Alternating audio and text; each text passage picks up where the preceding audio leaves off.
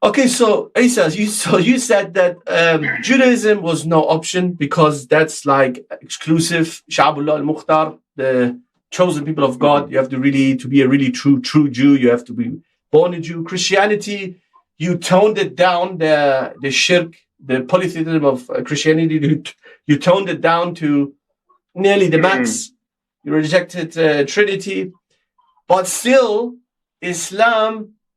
You did not yet at that point accept Islam. You were like a theist. You believed, in Farsi and Arabic we say la din. People who have no religion but they believe in God. But alhamdulillah, because there was something good in you, you knew that this can't be the way. God's sending all these prophets and messengers, and then that's it. Not believing in religion, not believing in law.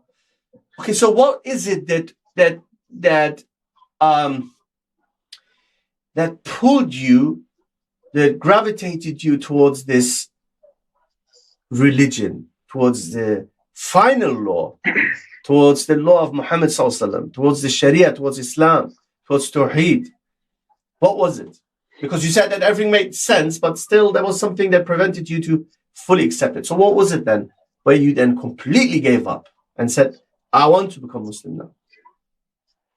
Okay, so I was at the point I was frustrated, and I thought, right, we need to get to the bottom of this. We need to figure this out. And I'm talking to God here.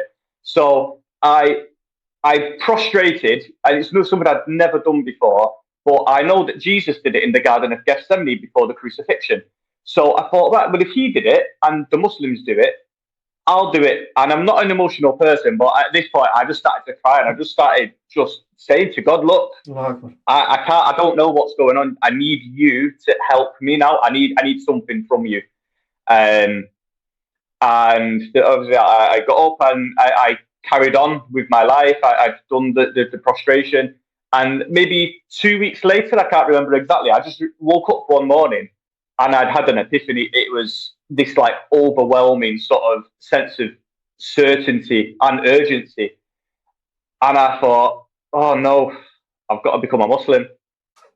And I was, I wasn't happy. I wasn't happy because I thought, okay, I love sausage rolls. They're out the window. Alcohol, I was drinking alcohol at this point. I thought, do I have to? But I couldn't. What I call it my own little miracle or karamat, whatever you want to call it. I couldn't ignore it. And I'm 17 at this point. And I thought, okay, do you know what I'll do? I'll tell my family, I'll tell my friends. And when I turn 18, it is what it is, you said, I'll right? become a Muslim. Yeah, pretty much, yeah. I thought, right, so the brain accepted it. The brain accepted it a long time ago, but now the hearts finally came over as well. So let's go. And I told my family, of course they weren't happy, but my brother was already Muslim, so, they got used to it. And I spoke to a few friends, the Muslim friends at school, and I have to tell you this, I had an Iranian friend from Tabriz, Shia. Okay, let's stop there. We go there. Inshallah, we go to the Iranian Shia. Okay. In a second. خیلی خودمانی صحبت می‌کنیم. بینندگان ارجمند خیلی زیبا فرمودن. ایشون میگن که به این مقطعی در زندگیش رسیده بودن. اون موقع تقریبا 17 سالشون بودن که در انجیل خواندن که چطور عیسی سجده میکرد. سجده ای که عمدتاً در مسیحیت دیگه بهش عمل نمیشه. در کلیسای ارتدوکس کشیشا بعضیاشون دیدن میکنن ولی عمدتاً مسیحیان سجده نمیکنن. ایشون بعد این رو خواندن چطور اومده که عیسی سجده میکنه، تنها کسی که حفظ کرده به این عبادت زیبا. نباید از این چیزا دوری بکنیم به خاطر یه مشت آخوند بت پرست، امام پرست اومدن نام اسلام رو بد کردن ما از این حقیقت دوری بکنیم. نه، ایشون میگوید که دیدن که عیسی سجده میکنه در انجیل اومده، ایشون هم رفت در سجده خدا رو تنها خواند و اشک ریخت و از خدا گفتن من از تو کمک میخوام، من از تو مدد میخوام، تو منو باید از تو خواهش میکنم منو هدایت بکنم. یعنی ایشون میگن که اشک ریختن و یعنی اینقدر حقیقت جو بودن. بعد میگن که چند روز بعد یک حالتی ایجاد شد برای ایشون که با این که خیلی هم جالب ایشون میگن که نفس و هوایشون تو فرهنگ آیریش، تو فرهنگ ایرلند و انگلیس، شراب خوردن و گوشت خوک خوردن این عرفه. فرهنگ ایشون برای ایشون چیزی ایجاد کرد به تعبیر خود ایشون که نه نمیشه که اسلام قبول کنی دیگه گوشت خوک ساندویچ خوک در کار نیست و نمیدونم شراب این کارا. ولی انسان منصفی بود، انسان عاقلی بود، حقیقت جویی بود. گفتم با اینی که این حالت برای من ایجاد شد که بیدار شدن این روز، گفتم من باید مسلمون بشم، باید یکتاپرست بشم. ولی یه حالت دیگه هم همین نفس و هواش، همین شهوات دیگه به خود ایشون میگفتش که به خودشون ایشون میگفتن که ولی اگر مسلمون بشم همه این چیزا از دیگه دسترسی به این چیزا ندارم، شراب خوردن و بعد دوری بکنم، اجتناب کنم از شراب خوردن و اینا. ولی کسی که در او خیر هست، ولی ایشون گفتن نه، حق بیشتر ارزش داره که ازش پیروی آدم بکنه. ایشون میگن که رفتن و اسلام رو قبول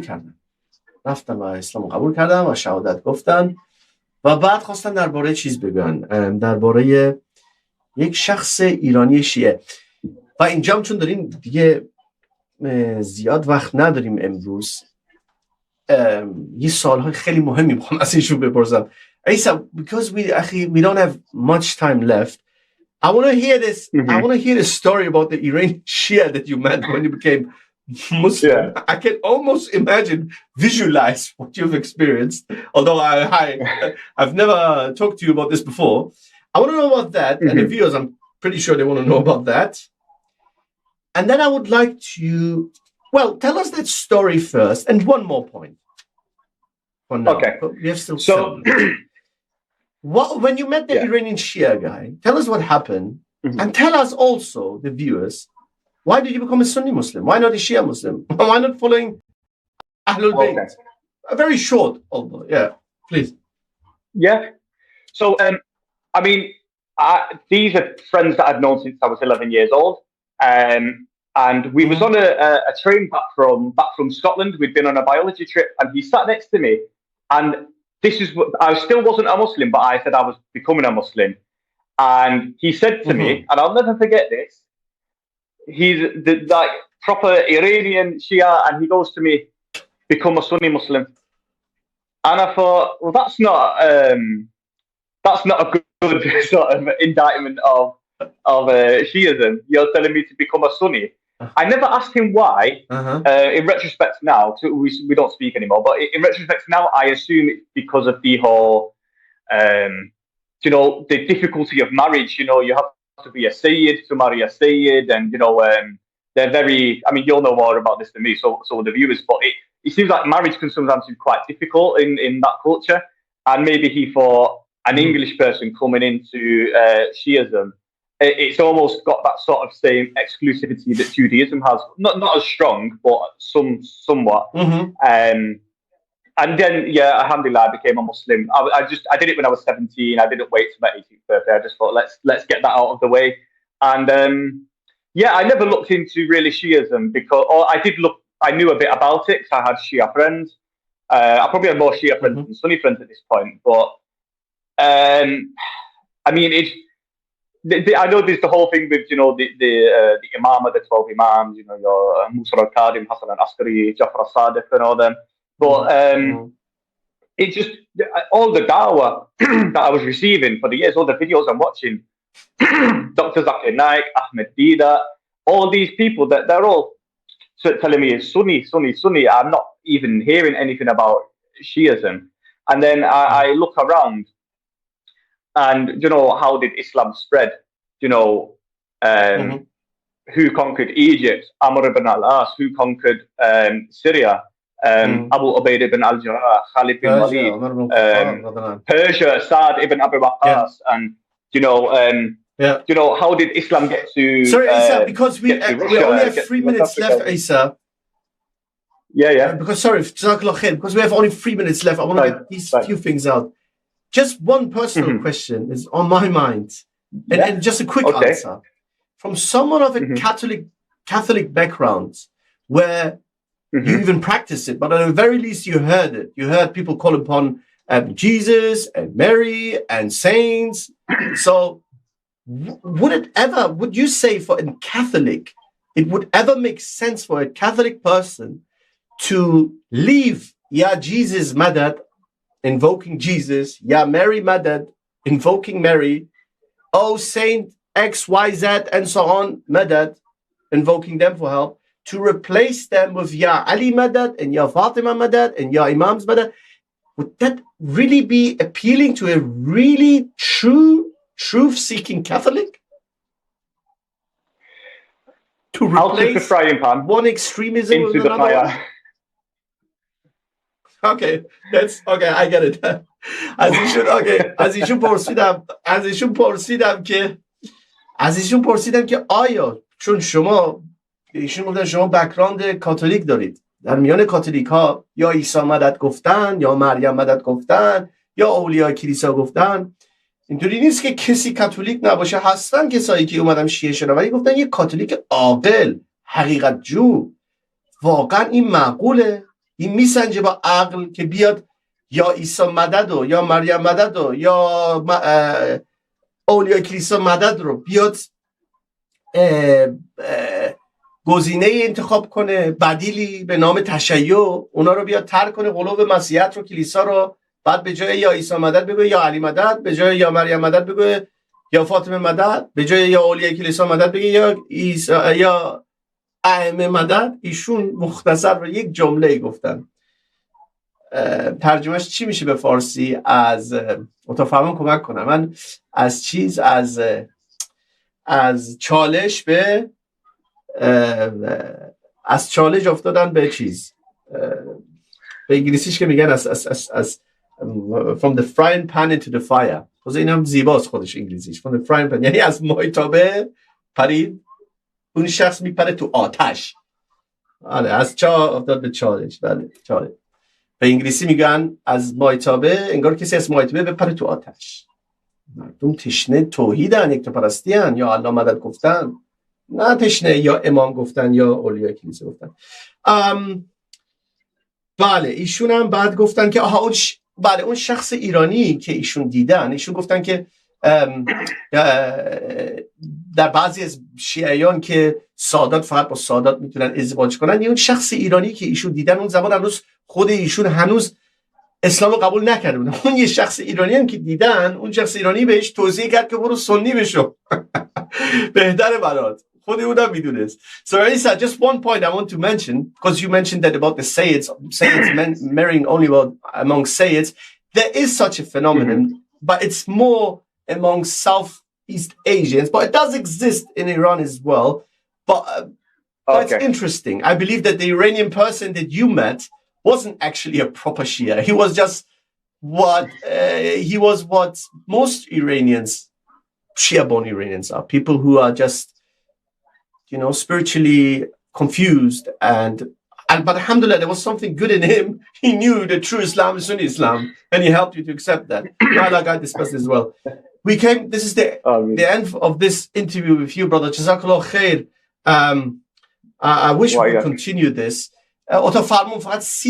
If just in 30 seconds, if you give a message to the Persian-speaking Muslims, Shia, Sunni in the world, as you know, and the viewers know that people from Iran, Afghanistan, Tajikistan, many Persian speakers in the Persian Gulf, they are watching this. If you can give a very short message to them, because we have some people who are so lost, they have, for example, left Shiism to become Christians. If you give them a very short message, and I translate this, and I thank you very much for being our guest. Very short, in 30 seconds. I'd just say, keep up the fight. Don't give up your faith for materialism, for secularism. Just keep fighting. This is what the Catholics had to do when the Protestants came about in the UK. This is what now the Muslims have to do in Iran and all these places. Just keep fighting against communism, against anything else that's against you.